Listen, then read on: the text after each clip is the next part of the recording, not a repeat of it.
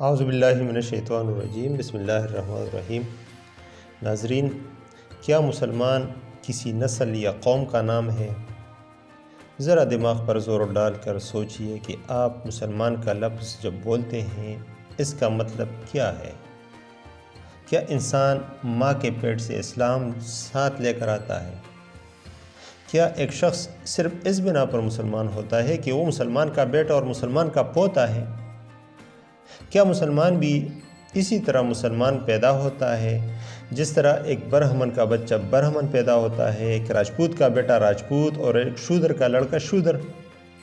کیا مسلمان کسی نسل یا ذات برادری کا نام ہے کہ جس طرح ایک انگریز کسی انگریز کے گھر پیدا ہونے کی وجہ سے انگریز ہوتا ہے، یا ایک جاٹ قوم میں پیدا ہونے کی وجہ سے جاٹ ہوتا ہے؟ اسی طرح ایک مسلمان صرف اسی وجہ سے مسلمان ہو کہ وہ مسلمان نامی قوم میں پیدا ہوا ہے۔ یہ سوالات جو میں آپ سے پوچھ رہا ہوں، آپ اس کا کیا جواب دیں گے؟ آپ یہی کہیں گے نا کہ نہیں صاحب، مسلمان اس کو نہیں کہتے، مسلمان نسل کی وجہ سے مسلمان نہیں ہوتا بلکہ اسلام لانے سے مسلمان بنتا ہے، اور اگر وہ اسلام کو چھوڑ دے تو مسلمان نہیں رہتا۔ ایک شخص خواہ وہ برہمن ہو یا راجپوت، انگریز ہو یا جاٹ، پنجابی ہو یا حبشی، جب اس نے اسلام قبول کیا تو مسلمانوں میں شامل ہو جائے گا۔ اور ایک دوسرا شخص جو مسلمان کے گھر میں پیدا ہوا ہے، اگر وہ اسلام کی پیروی چھوڑ دے تو وہ مسلمانوں کی جماعت سے خارج ہو جائے گا، چاہے وہ سید کا بیٹا ہو یا پٹھان ہو یا جو بھی ہو۔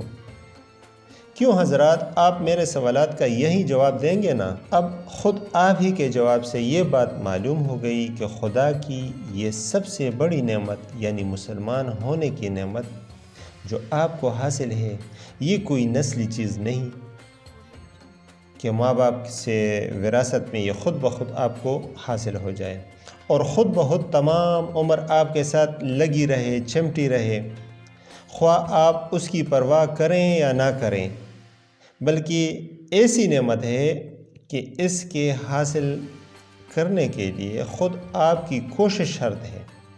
اگر آپ کوشش کر کے اسے حاصل کریں تو آپ کو مل سکتی ہے، اور اگر آپ اس کی پرواہ نہ کریں تو یہ آپ سے چھن بھی سکتی ہے، آپ سے جا بھی سکتی ہے، معاذ اللہ۔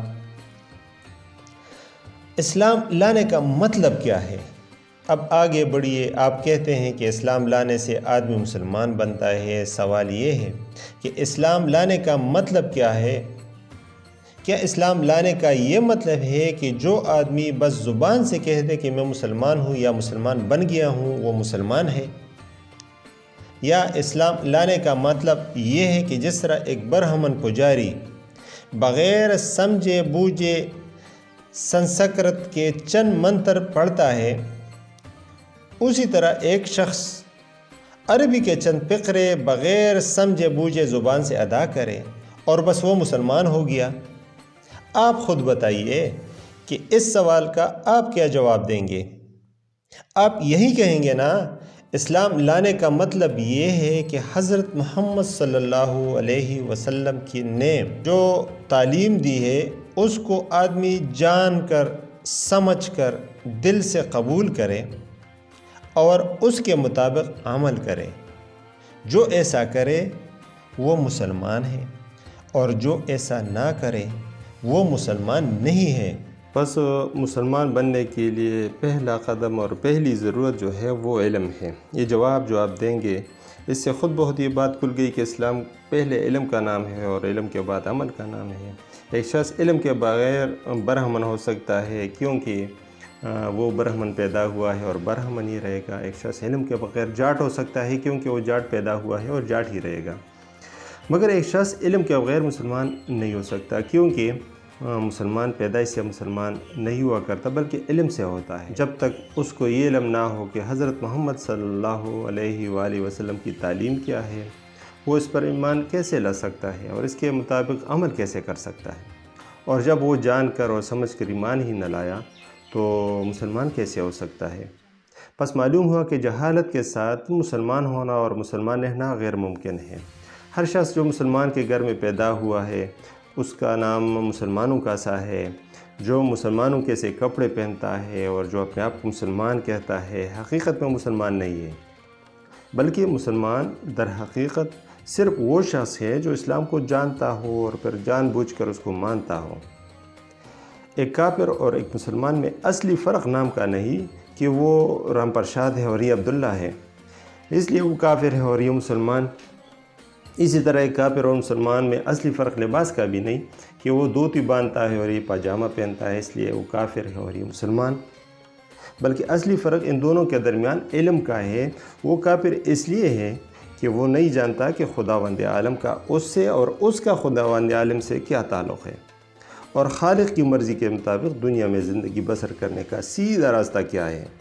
اگر یہی حال ایک مسلمان کے بچے کا بھی ہو تو بتاؤ کہ اس میں اور ایک کافر میں کس چیز کی بنا پر فرق کرتے ہو، اور کیوں یہ کہتے ہو کہ وہ تو کافر ہے اور یہ مسلمان؟ حضرات، یہ بات جو میں کہہ رہا ہوں اس کو ذرا کان لگا کر سنیے اور ٹھنڈے دل سے اس پر غور کیجیے۔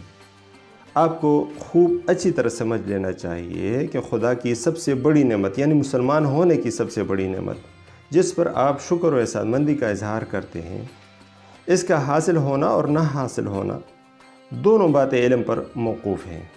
اگر علم نہ ہو تو یہ نعمت آدمی کو حاصل ہی نہیں ہو سکتی، اور اگر تھوڑی بہت حاصل بھی ہو جائے تو جہالت کی بنا پر ہر وقت یہ خطرہ ہے کہ یہ عظیم الشان نعمت اس کے ہاتھ سے چلی جائے گی۔ محض نادانی کی بنا پر وہ اپنے نزدیک یہ سمجھتا رہے گا کہ میں ابھی تک مسلمان ہوں، حالانکہ در حقیقت وہ مسلمان نہ ہوگا۔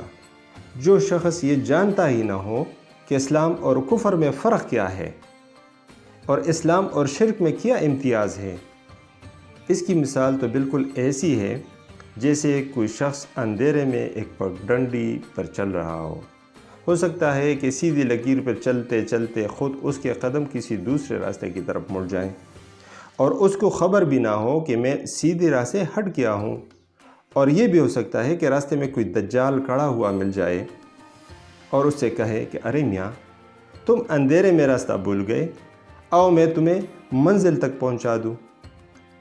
بیچارہ اندھیرے کا مسافر خود اپنی آنکھوں سے نہیں دیکھ سکتا، لیکن سیدھا راستہ کون سا ہے اس لیے نادانی کے ساتھ اپنا ہاتھ اس دجال کے ہاتھ میں دے دے گا اور وہ اس کو بھٹکا کر کہیں سے کہیں لے جائے گا۔ یہ خطرات اس شخص کو اسی لیے تو پیش آتے ہیں کہ اس کے پاس خود کوئی روشنی نہیں ہے اور وہ خود اپنے راستے کے نشانات کو نہیں دیکھ سکتا۔ اگر اس کے پاس روشنی موجود ہو تو ظاہر ہے کہ وہ نہ راستہ بھولے گا اور نہ کوئی دوسرا اس کو بھٹکا سکے گا۔ بس اسی پر قیاس کر لیجئے کہ مسلمان کے لیے سب سے بڑا خطرہ اگر کوئی ہے تو یہی کہ وہ خود اسلام کی تعلیم سے ناواقف ہو، خود یہ نہ جانتا ہو کہ قرآن کیا سکھاتا ہے اور حضرت محمد صلی اللہ علیہ وآلہ وسلم کیا ہدایت دے گئے ہیں۔ اس جہالت کی وجہ سے وہ خود بھی بھٹک سکتا ہے اور دوسرے دجال بھی اس کو بھٹکا سکتے ہیں، لیکن اگر اس کے پاس علم کی روشنی ہو تو وہ زندگی کے ہر قدم پر اسلام کے سیدھے راستے پہ جا سکے گا، سیدھے راستے کو دیکھ سکے گا۔